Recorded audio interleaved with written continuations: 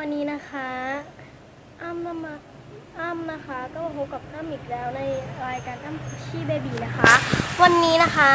อ้ำอยู่ที่ตึกนะคะนี่คือตึกเลยนะคะวันนี้อ้ำก็จะมารีวิวคอนโทรลนะคะที่อ้ำได้ทำมานะคะเพื่อนๆได้ดูคลิปที่แล้วใช่ไหมถ้าใครยังไม่ได้ดูนะคะสามารถกดติดตามได้เลยนะคะก็อ้ำมา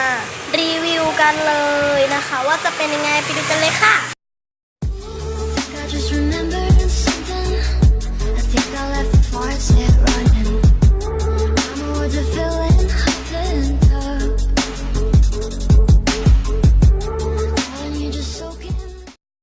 ที่ดูกันเสร็จแล้วใช่ไหมคะเพื่อนๆสนุกมากเลยใช่ไหมไม่สนุกนะคะ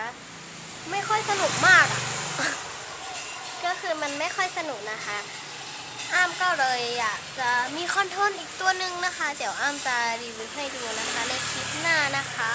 ก็คอนโทรลที่อ้ำได้มาก็เดี๋ยวจบคลิปจะให้ดูอีกครั้งหนึ่งนะคะซ้ำๆนะคะก็สำหรับคลิปนี้นะคะอ้ำก็ต้องขอลาไปก่อนนะคะอย่าลืมกดไลค์กดแชร์แล้วกด Subscribe ให้เราด้วยนะคะ